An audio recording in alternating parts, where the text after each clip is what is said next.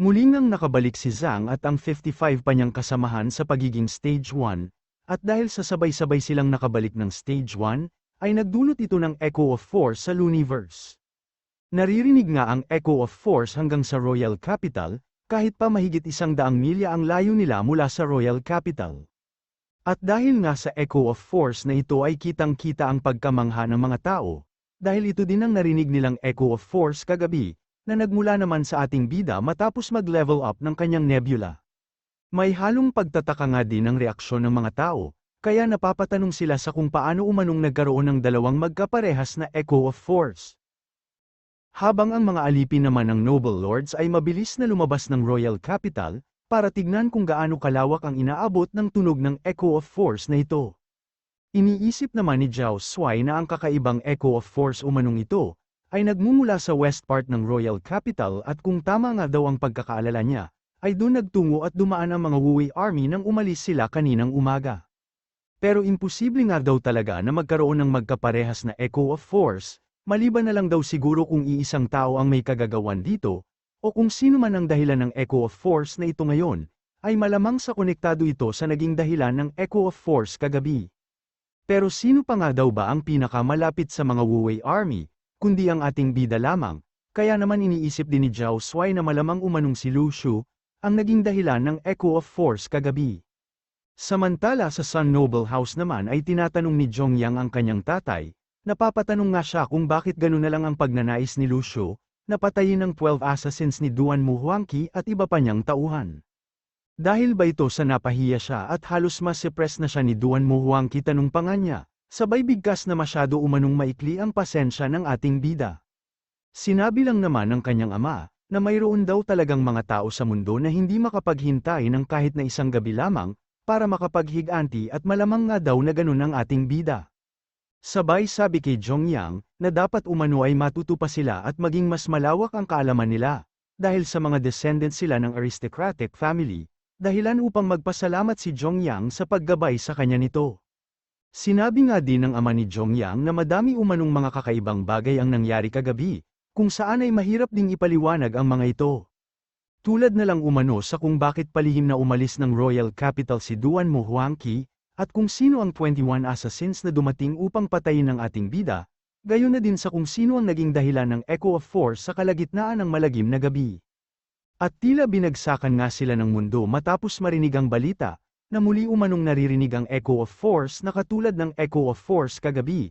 Sinabi nga din ng kanilang mga tauhan na iniisip ng ibang noble family, na ang ating bida ang muling nag-breakthrough kagabi, kaya naman naka-earn pa ng negative points si Lu Shu. Agad namang napapatanong si Zhongyang kung paano umano yun nangyari, hindi na ito makatotohanan wika pa nga niya, with negative points na naman. Teka, sinabi mo bang narinig ulit, pangatlong Echo of Force na ba ito tanong pa ni Zhongyang? At wika naman ng kanilang tauhan, dahil ang pangatlo umanong pagtunog ng Echo of Force na ito ay hindi na umabot dito sa kanila. Pero kasalukuyan pa din daw itong naririnig sa west part ng Royal Capital. Bigla namang natahimik at tumayo ang kanyang ama kaya tinatanong ni Zhongyang kung ano ang nangyayari sa kanya. At dito ay sinabi niyang pag wala silang lakas, ay babagsak at hindi magtatagumpay ang kanilang mga plano, o maaari ding hindi magtagal ito. Sabay sabi na kailangan niyang mag-closed door training, at hindi nga daw siya lalabas hanggat hindi siya nakakapag-breakthrough sa Grandmaster Realm. Kaya naman napapatanong siya sa kung bakit umano ang pag-breakthrough ng ating bida, ay tila naging dahilan sa kung bakit nais mag-closed door training ng kanyang ama, at kung ano na daw kaya ang gagawin niya ngayon. Samantala habang patuloy ngang naririnig ang Twinkle Twinkle Little Star sa Royal Capital, ay napapatanong naman ng mga sundalo ng ating bida kung bakit ganun ang tunog ng Echo of Force nila. At dahil nga sa nananatiling tahimik ang ating bida ay tinanong ni Zhang kung mayroon ba siyang problema, pero tinanong lang naman ni Lu Shu kung ito daw ba talaga ang tunog ng Echo of Force nila. Pero hindi naman sila makapagsalita, dahil ito nga din daw ang unang beses nilang makarinig ng Echo of Force na kanta, kaya naman masyado ang tuwa ni Shu dahil mukhang hindi nga daw nila alam, ang patungkol sa Echo of Force ng ating bida kagabi. Sinabi nga din nito na basta umano mananahimik si Xiaoyu at kanyang mga sundalo, ay siguradong hindi malalaman nila Zhang na ganito din ang tunog ng Echo of Force niya, at sa ganung paraan ay pwede na naman niyang mabuli sila Zhang. Ilang sandali pa matapos tignan ni Zhang ang enerhiya sa kanyang kamay, ay iniisip ni Shu na mukhang malapit na umano silang matapos. Sinabi nga din niya na mas matagal umano ang inabot ng pagbabalik ng cultivation nila kaysa kay Master. At dahil daw kaya ito sa matagal nang nawasak o nasira ang kanilang roots, at matapos nang makabalik ng cultivation nila, ay umiyak pa si Zhang na nagpapasalamat sa ating bida, ayon nga din sa kanya ay mas malakas pa sila ngayon kaysa dati. Mainam kung ganun, wika naman ni Shu, sabay sabi na mayroon siyang ibibigay sa kanila, at nagulat na si Zhang nang may hinagis sa kanya ang ating bida. Kung saan ay agad pang lumuwa ang mga mata nito matapos makita ang armor, hindi nga siya makapaniwala dahil mataas na klase umano ito ng armor at punong-puno din ng aura o superpower. Napapatanong na nga lang din siya kung saan nakuha ng ating bida ang kayamanang ito. Agad namang tinanong ni Shu kung ano ang masasabi ni Zhang sa binigay na armor ng ating bida, at sinabi nga ni Zhang na pambihira umano ang armor na ito. Ayon na din sa kanya ay ito ang unang beses siyang nakakita ng ganito kagandang kayamanan, at naisip nga ni Shu na hindi pa nila ito nakita dati. Agad nga din niyang nilabas ang mga trident at sinabi kay Heitan na ipamigay niya ito sa kanyang mga kasamahan, 5,000 trident yang wika pa nga ni Shu. Agad namang nagtakbuhan ang mga sundalo ng ating bida para makakuha ng trident, kung saan ay hindi din sila makapaniwala dahil mga spiritual weapons umano ang lahat ng ito, at malamang nga daw na malaking halaga ang mga ito pag binenta. Dahil nga din sa tuwa ay sinabi pa ng mga sundalo ng ating bida, na kahit nasaan umano ang mga kalaban ay susugod sila, kung saan ay kahit umano 10 kalaban ay matatapatan nila. Ilang sandali pa ay bigla naman itong nagulat, matapos tanungin ni Commander Liu kung pwede din ba siyang magkaroon ng armor na katulad ng kila Zhang, isa din akong stage 1 cultivator, wika pa nga niya. At mulang nakalimutan nga daw siya ng ating bida, pero joke lang daw pala at talagang sinadya niyang mahuli itong mabigyan, bilang tanda ng karangalan, kaya naman masyado ang tuwa ni Commander Liu, habang iniisip na may puwang din talaga siya sa puso ng kanyang hari. Agad namang sinabi ni Heitan na nais niya din ng black armor, pero hindi pwede, wika naman ng ating bida, dahil limitado nga lang daw ang bilang ng kanyang mga black armor, at dahil dun ay para lang yun sa mga stage 1 cultivators. Muli ay sinabi ni Shu na 100 black armor lang ang meron siya, at magkakaroon lang sila nito pag naging stage 1 cultivator na sila. Kaya naman kailangan nilang madaliin ang kanilang cultivation. At bigla ngang naupo ang mga ito, kaya tinatanong ni Shu kung ano ang ginagawa nila, at sinabi nga ng mga ito na kailangan na nilang umpisahan ang kanilang cultivation, para maging stage 1 cultivator na sila sa lalong madaling panahon. Kaya naman masyado ang galit ng ating bida at sinabi na hindi ito ang lugar para mag-cultivate sila. Hindi maganda kung magtatagal tayo sa lugar na ito, wika pa nga niya. Sabay sabi na kailangan na nilang umalis at bumalik ng Nanjing City, kaya naman agad na nagtakbuhan ang kanyang mga sundalo. Samantala habang patuloy naman sila sa paglalakbay pabalik ng Nanjing City, ay tinanong ni Xiaoyu kung talaga bang pinaghahandaan na niya ang magiging laban nila, dahil nga daw sa namigay na siya ng mga prutas, armors at sandata. Tama, wika naman ni Shu, sabay sabi na tinaya ng mga sundalo niya ang buhay nila sa pagpunta ng Royal Capital, kaya naman kailangan niya silang bigyan ng magandang rewards. Sinabi nga din niya na ngayon ay mas lalong lumakas pa ang Wuwei Army nila, ayon nga din kay Shu ay 64 stage 1 cultivator na sila ngayon sa kanilang hukbo, bukod dun ay mas malalakas na din umano ang iba pa nilang mga sundalo, kaya naman masasabi niya na first class na ang kanilang hukbo. Dati nga daw sa Lopnor Ruins, ay nakaya ng mga C-rank na Shokoi na harangan at sanggay ng pag-atake, ni Yunyi at ng kanyang puppet kahit paiilan lang sila na mayroong suot ng black armor. At dahil sa madami silang stage 1 cultivator ngayon na may suot sa black armor, ay mataas umano ang kumpiyansa ng ating bida na manalo, kahit pa buong West State ang makalaban nila, o kahit pa 200,000 na sundalo ng Blackwing Army ang makaharap nila. Tinanong naman ni Xiaoyu kung dati pa ba ay naisip na ng ating bida ang patungkol dito, kaya hindi niya binigay at iniwan ang mga black armor kay Tandang Bailey noon. At sinabi nga ni Shu na matapos umanong harangan ng mga C-rank na Shokoi ang pag-atake ni Yunyi sa tulong ng black armor, ay pangarap na talagang makita ng ating bida lakas ng mga armor na ito, kung saan ay nais daw niyang magamit ito ng 100 stage 1 na cultivator. Gayunpaman ay hindi naman daw niya inaasahan na matutupad ang pangarap niyang yun, matapos siyang mapunta dito sa Looniverse. Sabay sabi na mula ngayon ay kailangan nilang maging maingat, dahil hindi pa nga din daw nila alam kung saan nagmula ang mga lalaking mayroong kakaibang marka sa muka. At matapos nga din daw ng mahabang pag-iisip, ay napagtanto ng ating bida na kailangan pa din niyang itago ang lahat ng flying sword niya, at iba pa niyang kapangyarihan. Sa ngayon nga daw ay hindi pa niya ginamit ang Corpse Dog, Fu at bagong flying sword niyang Swallower o Thief dito sa Looniverse. Bukod dun ay mayroon pa ang aking water element wika pa nga niya. Tinanong naman ni Xiaoyu kung sigurado ba siyang hindi pa niya nagagamit ang water element dito. Pero wala nga daw bilang yun dahil ginamit naman niya ang water element sa taong namatay na. Kaya sinabi ni Xiaoyu na kung ganun ay wag na muna niya itong gamitin ulit, para hindi malaman ng lahat kung ano-ano pa ang mga abilidad at sandata na meron ng ating bida. Ilang sandali pa ay tinanong ni Shu kung ano sa tingin ni Xiaoyu ang mangyayari, pag binigyan niya ng Marrow Fruit ang kanyang mga sundalo, nais nga daw sana niya na maging birang patas ang lahat ng sundalo nila pag bumalik sila ng Earth, at sigurado umanong matatakot ang lahat sa lakas ng kanilang hukbo nun. Siguradong kakabahan at mag-aalala si Tandang Yutang nun wika naman ni Xiaoyu. Dahil magkakaroon nga daw ng karagdagang 5,000 tao na kailangan nilang pakainin. Sinabi naman ni Shu na malalakas na mandirigma ang mga dadalhin niya sa pag-uwi nila ng Earth, kaya naman sigurado umanong hindi nila pwedeng hindi pansinin ang mga ito, sabay sabi na hayaan nilang si Nieting ang mag-alala sa lahat pag-uwi nila.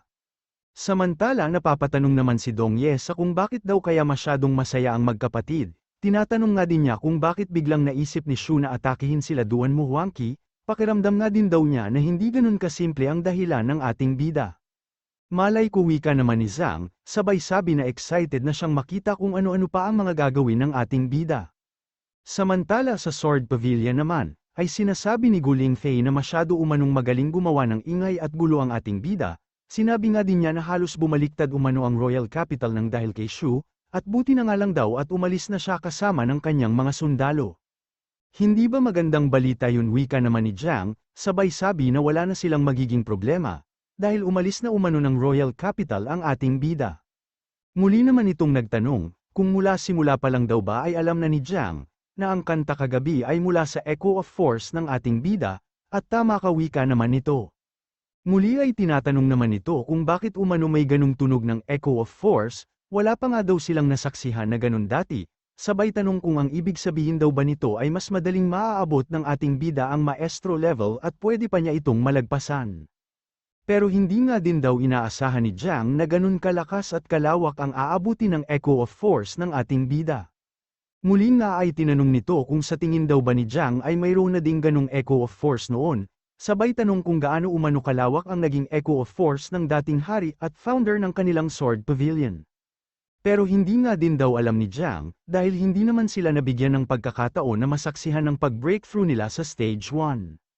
Sinabi nga din ni Jiang na nung una umano niyang makita ang hari at founder, ay halos ma-dominate na nila ang Looniverse, nangingibabaw nga daw ang lakas ng mga ito at halos walang makatapat sa kanila, pagdating sa labanan. At muli na nga na namang nagtanong si Guling Fei, dahil kung malakas daw pala talaga ang master nila, ay paano umano itong nakidnap ng dating hari at naidala dito sa Looniverse.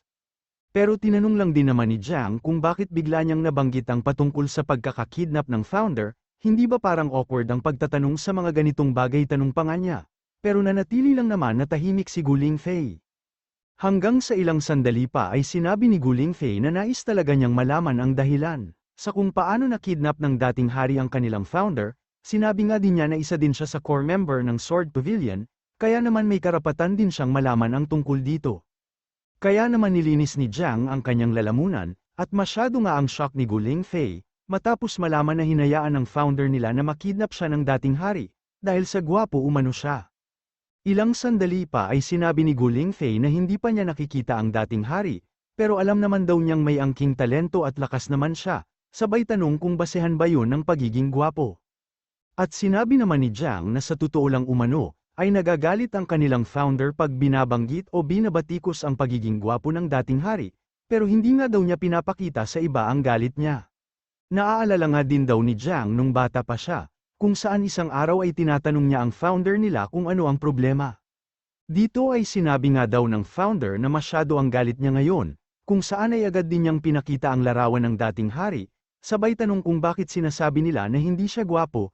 At sinabi nga ni Jiang na malapad daw kasi ang kanyang noo.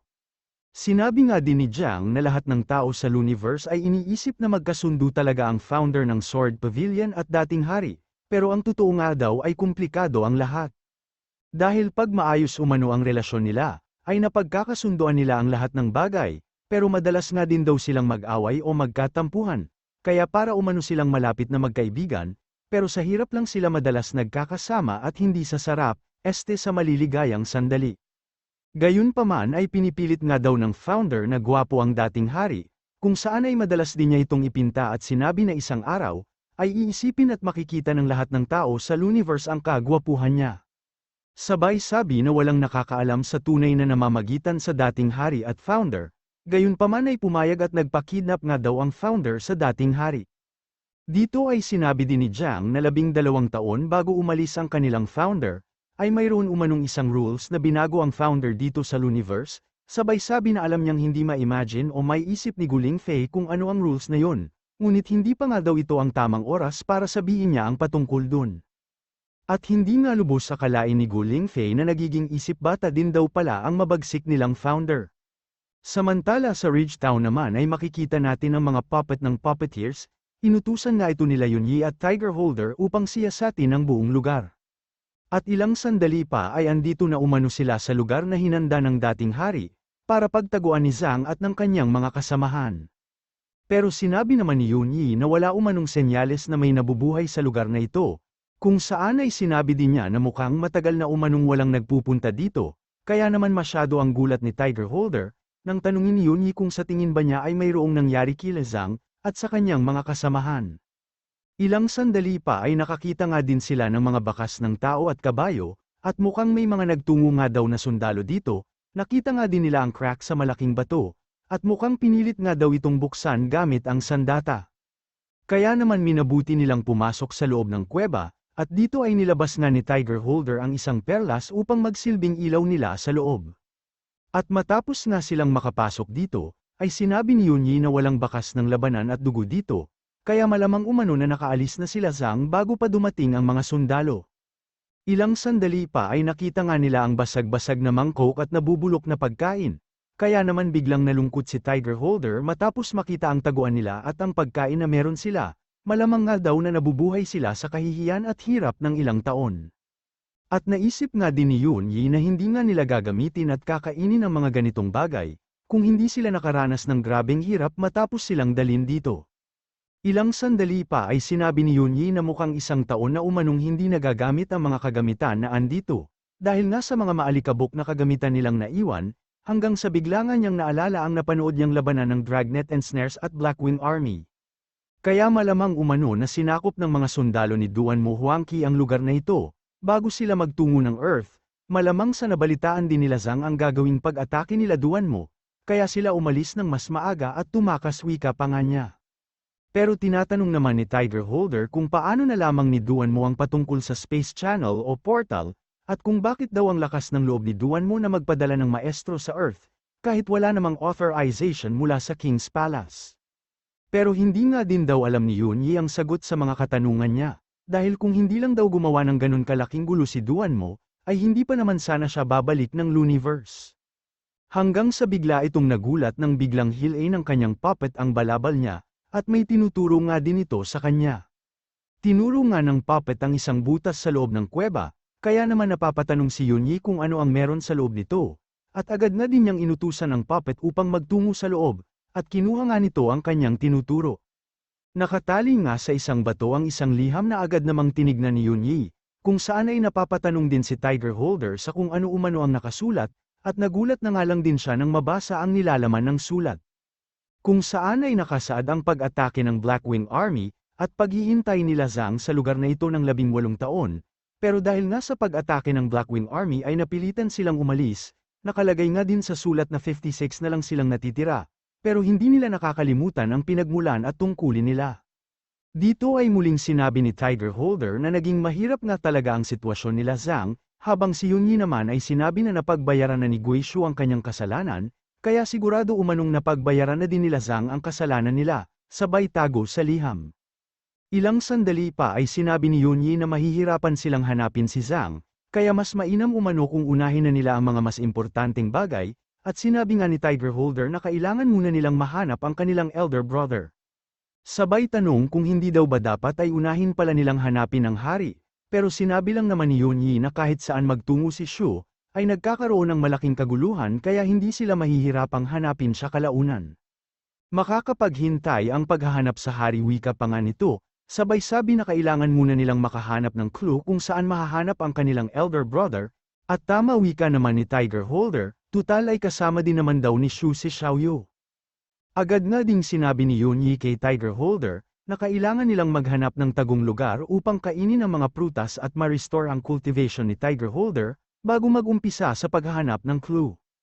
Habang palabas nga ng kuweba ang mga ito, ay tinatanong ni Tiger Holder kung sa tingin ba ni Yunyi, ay kasama na umano nila Zhang ang bagong hari ngayon, hindi imposible yan wika naman ni Yunyi, pero kung ganun nga daw ay wala siyang magagawa kundi magdasal at umasa, na tulad pa din ng dati ang katapatan nila Zhang.